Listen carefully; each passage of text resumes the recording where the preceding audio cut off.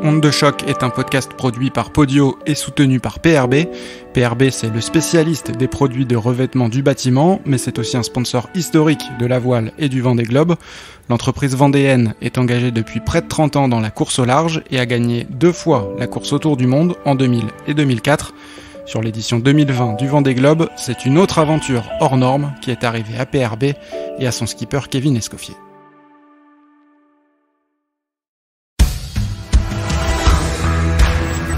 Tous les 4 ans depuis 1989, le Vendée Globe relie sport et aventure. Le Vendée Globe passionne, fascine. Le Vendée Globe raconte des histoires hors du commun. C'est l'une de ces histoires que ce podcast Onde de choc va vous raconter en une série de 6 épisodes, celle du naufrage et du sauvetage de Kevin Escoffier. En 2020, à 40 ans, Kevin Escoffier prend le départ de son premier Vendée Globe, un tour du monde en 80 jours, en solitaire, lui qui est un habitué des courses en équipage, une course comme nulle autre qu'il prépare depuis 1 an et demi sous les couleurs orange et noir de PRB. Ce documentaire audio repose sur les témoignages des principaux acteurs et témoins de cette histoire intense, ceux qui l'ont vécu, en mer, à terre. Par ordre d'apparition, voici les personnages que vous entendrez dans ce premier épisode, à commencer évidemment par Kevin Escoffier. Un tour du monde, c'est pas anodin, hein. Ça reste quand même...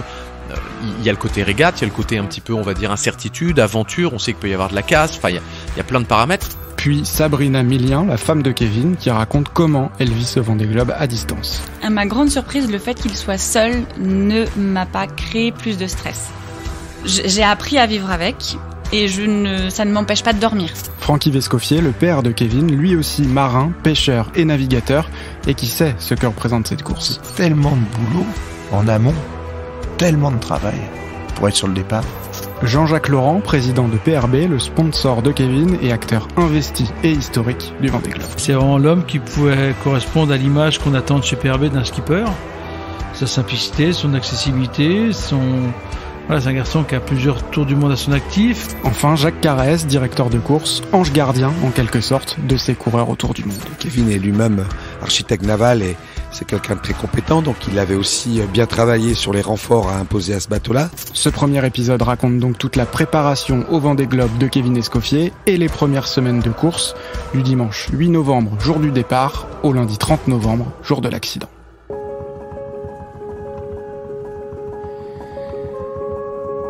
C'est de l'ordre du fantasme, c'est depuis qu'on est gamin, quand on fait du bateau, on voit ce chenal-là rempli de monde, le départ du Vendée Globe, voilà, c'est vraiment quelque chose de l'ordre de l'imaginaire collectif des gens qui font de la course au large. Un départ du Vendée Globe, c'est toujours un moment particulier et extraordinaire. Enfin, les personnes qui l'ont jamais fait peuvent pas comprendre. Par contre, tous ceux qui l'ont fait le comprennent et du coup le refont parce que c'est une émotion qui est indescriptible. De voir ces marins partir tout seuls. On a l'alarme, on a les poils, on a tout, mais c'est vrai que voilà, là quand ça touche vraiment encore plus au perso et que c'est son chéri qui part, ça rajoute une dose d'émotion assez forte. Et puis en fait, c'est surtout que c'est pas tant le départ, c'est que en fait c'est vraiment le départ est un aboutissement parce qu'en fait le chemin pour en arriver là, il est long, il est dur, il est stressant, enfin voilà, prendre le départ c'est déjà une première victoire. C'est déjà d'être sur le Vendée Globe, c'est tellement de boulot en amont, tellement de travail pour être sur le départ. J'ai essayé de prendre ça comme le départ de d'autres régates et j'ai eu la chance d'en faire pas mal, hein. Que ce soit c'est vrai quand tu fais la Volvo Ocean Race, dans ma tête j'essayais de prendre ça comme ça. Je me suis dit il y a plein de fois quand même où je suis parti sur la Volvo où on faisait 8 ou 9 étapes sur 8 ou 9 mois. Avec des étapes qui, même s'ils ne sont pas un tour du monde, même si ça n'est pas en solitaire, c'est des gros morceaux. Et j'essayais de prendre ça comme ça pour ne pas me faire submerger par l'émotion, parce qu'il y en a forcément. Tu dis au revoir à ta famille. Un tour du monde, c'est pas anodin. Hein. Ça reste quand même. Il y a le côté régate, il y a le côté un petit peu, on va dire, incertitude, aventure. On sait qu'il peut y avoir de la casse. Enfin, il y a plein de paramètres. Donc du coup, l'idée, c'était de ne pas se laisser submerger par l'émotion et de rester dans la compétition. Depuis qu'on est ensemble, on a fait 2 Volvo, une Jacques Vabre et d'autres courses en travaillant dans les teams. Donc voilà, les départs de course, on en a fait.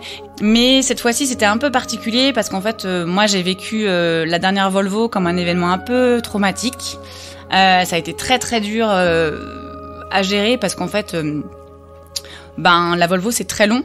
Le Vendée Globe, du coup, on s'est préparé, on en a déjà beaucoup parlé tous les deux. Le contexte n'était pas du tout le même. C'est une question que Jean-Jacques lui avait posée. Au tout début, il lui dit « Et ta femme, comment elle le prend ? Est-ce qu'elle est pour ? Est-ce qu'elle te soutient ?» Enfin voilà, parce que pour Jean-Jacques, les valeurs familiales sont importantes. Et moi, en fait, quand Kevin m'a demandé « Mais là, j'ai une proposition pour partir faire le Vendée Globe, voilà, qu'est-ce qu'on fait ? Comment on en discute ?» Enfin, et je lui ai dit « Non mais le Vendée Globe, mais génial, tu vas t'entraîner à Port-la-Forêt, donc tout à côté, et tu pars 3 mois. Non mais rien du tout, vas-y, cool, super, génial. Ah non mais super, et tous les 4 ans, wow, génial. Donc en fait, on allait tellement loin dans l'exercice de la Volvo que le Vendée Globe me paraissait assez simple. Alors voilà, par rapport à ce qu'on avait pu vivre avant, où pendant 2 ans, on a été vraiment quasiment séparés tout le temps, et là ça a été très long, très dur pour moi et pour les enfants.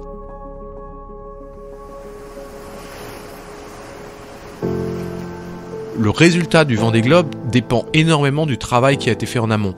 Et je trouvais qu'on avait, avec toute l'équipe PRB, avec l'équipe technique, avec la communication, etc., je trouvais qu'on avait vraiment bien travaillé, on avait réussi à finir toutes les courses à des places qui étaient pour moi très satisfaisantes. J'avais plein de raisons d'être content de cette année et demie de préparation. Et donc du coup, j'arrivais au départ du Vendée en me disant, là, franchement, ce serait à refaire, je pense que je ferais pratiquement pareil, parce que j'avais l'impression d'avoir fait tout ce que je pouvais pour être dans les meilleures conditions possibles au départ du Vendée Globe.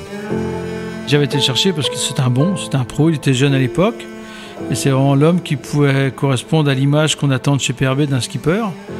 Sa simplicité, son accessibilité, son côté performance technique, marine.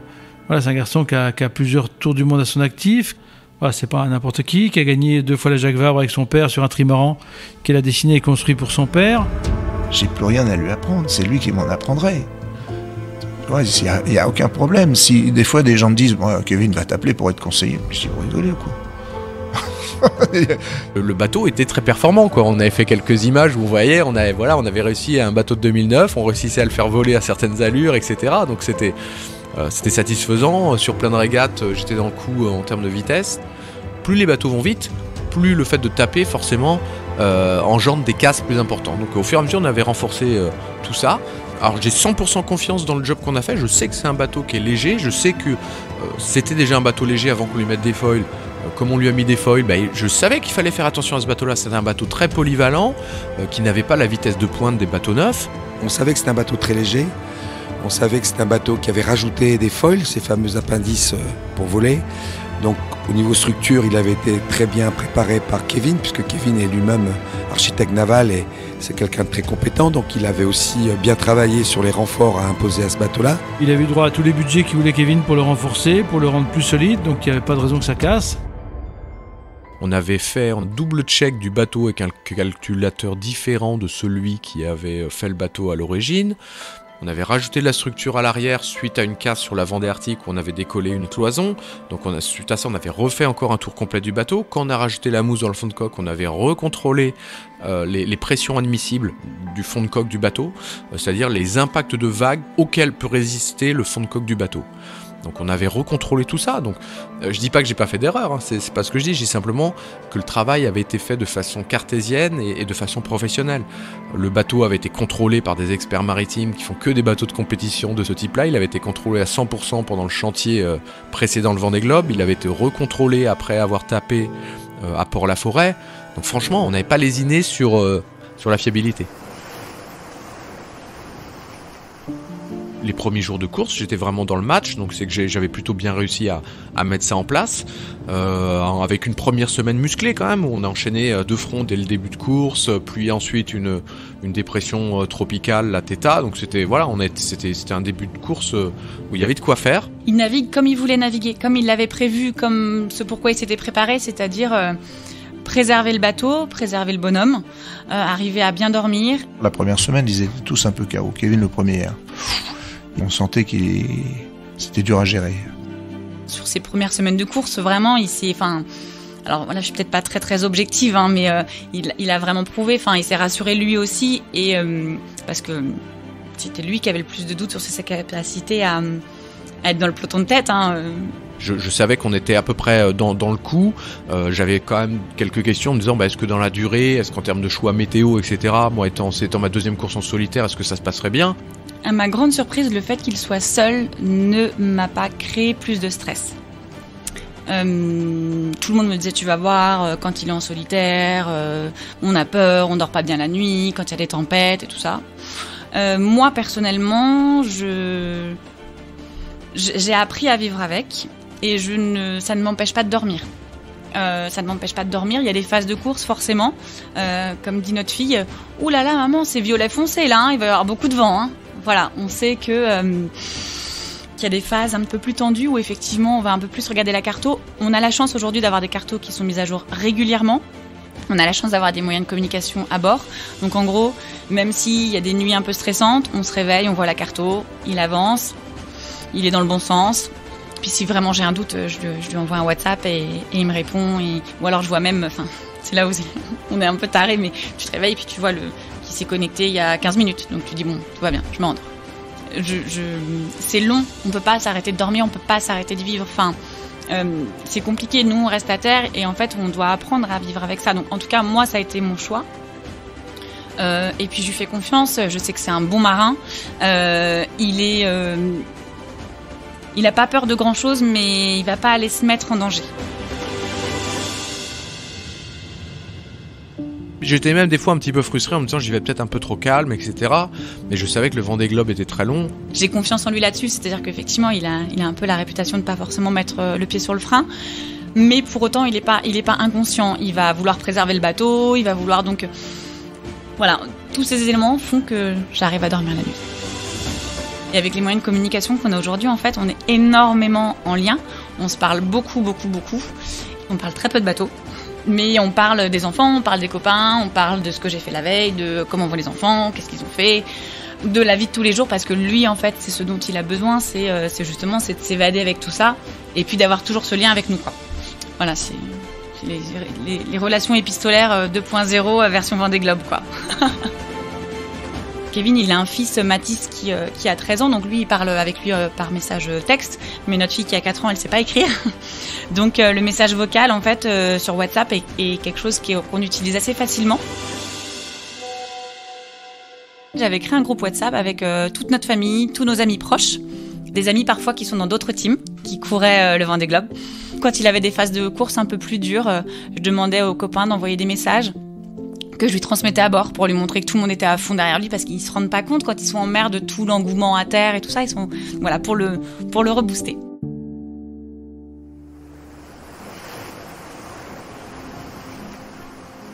Je voulais arriver dans le sud en étant dans le bon paquet pour ne pas justement avoir à trop forcer sur le bateau. Te laisser distancer dès le début, c'est très dangereux. Donc non, il était pas loin. On a eu quelques bateaux leaders qui ont abandonné ou cassé. Je pense à Charal, je pense à Hugo Boss. Bon, voilà, donc on se dit, on est là, le bateau tient, on est solide, le marin va bien, il est en forme, il est dans le match. Voilà, maintenant, ça reste un tour du monde. Au bout de 3 semaines, j'étais en 3e position, pas trop loin du 2e. Donc pour moi, le bateau était en bon état, j'avais toutes mes voiles, l'électronique fonctionnait plutôt pas trop mal, le pilote également. Moi, j'avais eu la première semaine de course, j'avais été assez fatigué, mais j'avais réussi à récupérer, donc je commençais à être bien. C'était le 30 novembre. C'était le 30. C'est un dimanche ? C'est un lundi. D'accord. Moi, tu vois, je sais pas, ouais, j'ai pas trop regardé ça.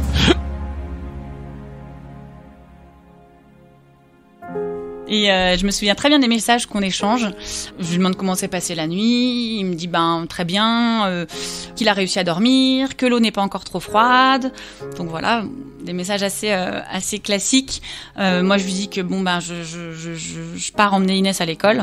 Et puis il me dit oui, pas de souci, bonne journée. Moi je pars changer de voile d'avant. Donc on se rappelle tout à l'heure. Bisous.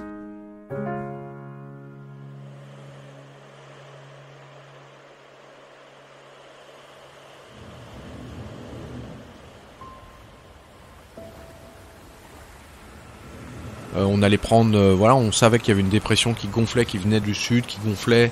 On savait qu'on allait prendre un petit peu de vent. Je venais de rouler un Genneker, donc une voile un peu plus grande, ce qui expliquait peut-être pourquoi j'étais plus rapide que mes concurrents. Et je venais de passer sous une voile plus petite pour anticiper ce vent qui allait monter. Donc j'étais même un peu sous-toilé, donc j'étais parti dormir. J'avais dormi 1 heure, 1 heure et demie, donc j'avais vraiment bien dormi en plus. En attendant, je me suis dit, je suis un peu sous-toilé en attendant que le vent monte. J'en profitais pour me reposer. Et c'est là que j'ai eu une alarme vent. Quand je dis une alarme vent, c'est que souvent quand on va dormir, on se met plein de petites alarmes. C'est plus une alarme de réglage. C'est-à-dire que tiens, le vent monte, je sais que je suis réglé, on va dire, pour 25 nœuds de vent. Là, ça monte à 30, il faut que j'aille régler le bateau. Donc je me lève, je vais régler le bateau. Et là, il y a dans une risée à une trentaine de nœuds de vent, peut-être 30 nœuds établis, donc ça fait des risées à 32, 33. Je pars en surf sur une vague. Et là, je plante. C'est des vagues que j'en ai déjà vu plein des comme ça. La vitesse du bateau n'est pas exceptionnelle non plus. Quand je plante, en fin de planter, je suis peut-être à 29 nœuds, peut-être 30 nœuds, mais des 30 nœuds, j'en ai fait déjà plein sur le Vendée Globe, plein avant également. Donc, mais je sais quand même, je dis tiens, ça va quand même être un gros planté. J'étais sur le pont en train de régler, donc je me tiens. Voilà, je sens le truc venir, je me tiens. Et là, et dans le moment, je me rappelle que dans le moment du planté, je me rappelle très bien, je sens le bateau mou en fait. Je me dis tiens, c'est bizarre, et je lève la tête en me disant ça vient d'un câble qui a pu casser, parce que quand on plante, le mât a tendance à continuer à avancer de par son inertie, et donc du coup on peut casser un câble ou une pièce ou une poulie ou un bout sur une action comme celle-ci, et je lève la tête et je vois rien, et je regarde devant et je vois l'étrave qui remonte, et là c'est là où je me rappelle très bien, j'ai du mal à y croire. Le bateau plié à 90 degrés, jamais je n'avais imaginé pouvoir plier le bateau comme ça. Je comprends que le Vendée Globe est fini, j'y pense même pas trop, et je passe plutôt en mode survie, quoi. Dans le 2e épisode, vous entendrez comment Kevin réagit dans les minutes qui suivent. Il déclenche sa balise de détresse et se retrouve dans un radeau de survie sans moyen de communication. À terre, pour la direction de course comme pour ses proches, ce sera l'état d'alerte. Onde de choc est produit par Podio et par Qud. Si ce n'est pas déjà fait, abonnez-vous pour ne pas manquer le prochain épisode et n'hésitez pas à noter, commenter et surtout partager ce podcast autour de vous et sur vos réseaux sociaux.